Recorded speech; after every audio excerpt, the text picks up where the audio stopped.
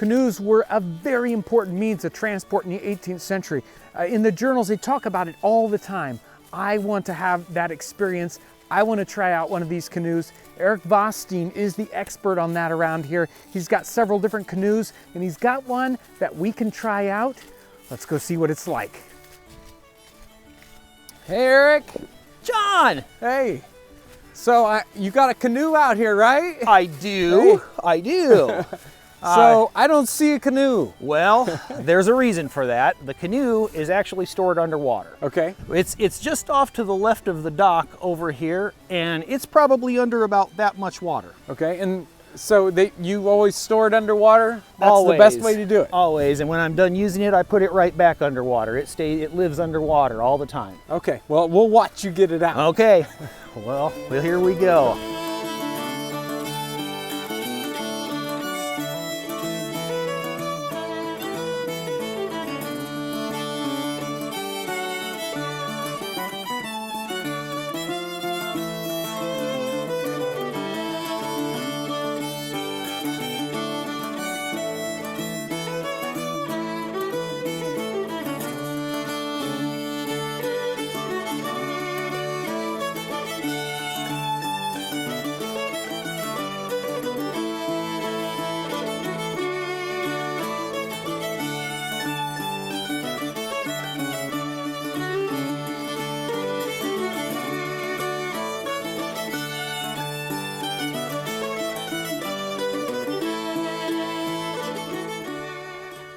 That's incredible.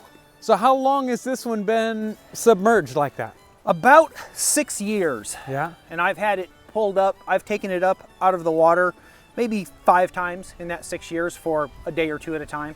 And that's how they would have stored it in the time period? They just absolutely sink it? Absolutely, and there's a lot of reasons for that. There are a number of reasons that we can get into later. Right. But yes, that is how they are stored. So and they did canoes like this for hundreds of years, thousands. We know at least the record seems to show that over at least 6,000 years, this exact type was made from Florida all the way into Michigan, the entire eastern half of the United States, inland areas. And if you store them like that, that means that it could be that there are thousands of these canoes still out there. There could be. At the bottom of these lakes. There could be. Wow. Yes, that's true, because if someone just happens to pass away before they come back, or one tips over and sinks in the middle of the lake if it's waterlogged. Right, there it is. There it is. But this one certainly isn't waterlogged. No, this one floats after 6 years underwater. Wow. So it's still not waterlogged. I'm ready to get in it. All right, let's go. do it.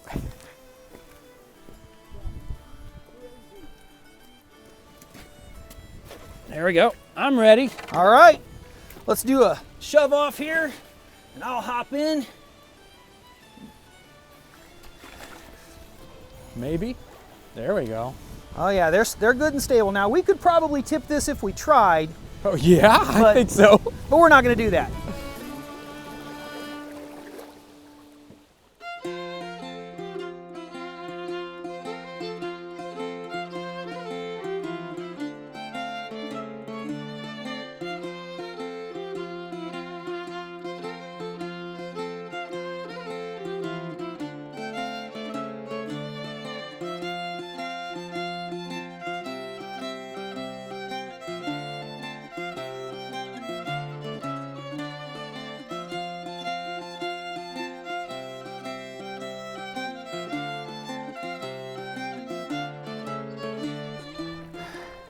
This experience, you know, in a canoe just like they would have had in the 18th century, it is so nice out here today.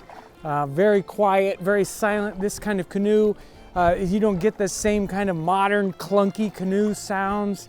It's a very smooth canoe. It does not tip very easily.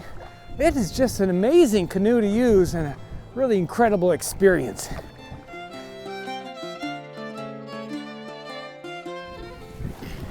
All right, well, what did you think of your first solo dugout canoe paddle, John?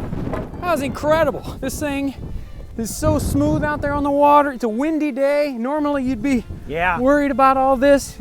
This is stable. Yes. It's slow to react, which is actually really nice for the beginner. It's great in a lake, not so good in a river. You'd want something a little shorter. Yeah. Right. But incredible, and it's been underwater for 6 years waiting for you to, anytime you need it, pop it up out of the water and off you go.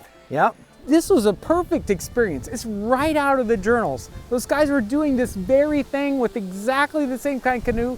I loved it. The next step in this experience is, how do we build one? I really need to build one of these. Can you help me with that? I sure can. I sure can. I've built a number of them, and I have a lot of confidence that we can come up with a great canoe. This sounds like so much fun. Join us on the next episode, and thanks for joining us today.